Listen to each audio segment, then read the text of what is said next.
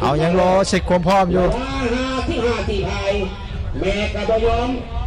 ถึงว่าที่เป็นแม่หญิงกาญาต้องตั้งหัวเหือให้มันเพียงกันต้องให้เสมอกันถึงจะปล่อยเหือออกมาได้จับตาดูตามองขึ้นเหนือข้างเหนือ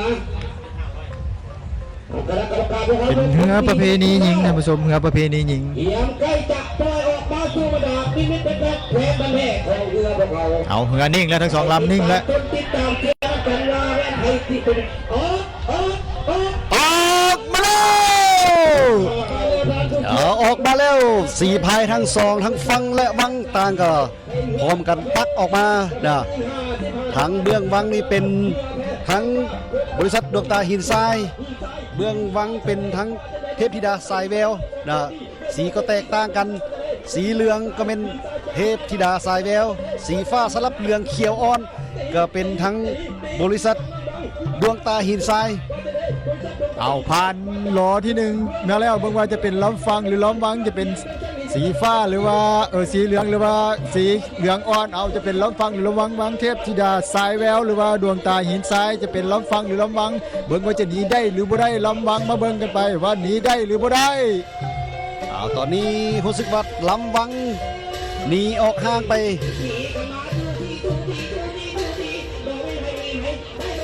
หนีได้หรือบ่ได้ก็มาเบิ่งกันท่านผู้ชมจะเป็นธิดาสายแววหรือว่าดวงบริษัทดวงตาหินทรายจะเป็นล้อมฟังหรือล้อมวังหนีได้บ่ได้เพราะว่าลองนี้เป็นลองนิดลำไหนจะเก็บชัยชนะก่อนกันเพราะว่าจะสะสมคะแนนเข้าไปในรอบต่อไปจะเป็นล้อมวังหรือล้อมฟังเบิ่งน้ำกันหนีได้หรือบ่ได้ก็ให้เบิ่งน้ำกันท่านผู้ชมเอ้ยตอนนี้จะเข้ารอที่3ทางเมืองเทพธิดาสายแววยังเป็นลำที่นำหน้าอยู่หนีได้บ่นำทันบ่เข้าเส้นไซเป็นเทพธิดาสายแววเบิ่งจากสายตานี่ก็เป็นเหือลำวังท่านผู้ชมเหือลำวังเป็นเทพธิดาสายแววเหือนแพเฟื่องฟ้า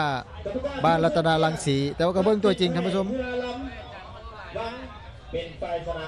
จะเป็นลำวังนะทั้งคณะกรรมการตัดสินออกมาเป็นเทียมห้อยแล้วเป็นลำวังนะเทพธิดาสายแววนะเข้าเส้นไซไปก่อนซึ่งการแข่งขันแบบพบกันเมื่อนี้จะมีการสลับแล้วน้ำนะจะมีการสลับแล้วน้ำ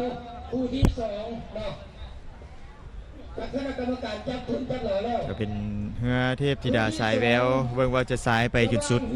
การแข่งขันได้บ่ฟังชื่อเหือเป็นกว่าธิดาสายแววได้รับการอุปถัมภ์จากทางด้านเหือนแพเฟื่องฟ้าสีพายก็เป็นมาจากทางแขวงสวรรณเขตบ้านรัตนารังสีนครราชสีถือว่าเป็นสีพายมาจากทั้งต่างแขวงสวรรณเขตเอาแข่งขันไปในรองที่1เก็บคะแนนไปได้แล้วทั้งธิดาสายแววเบิ่งว่าจะ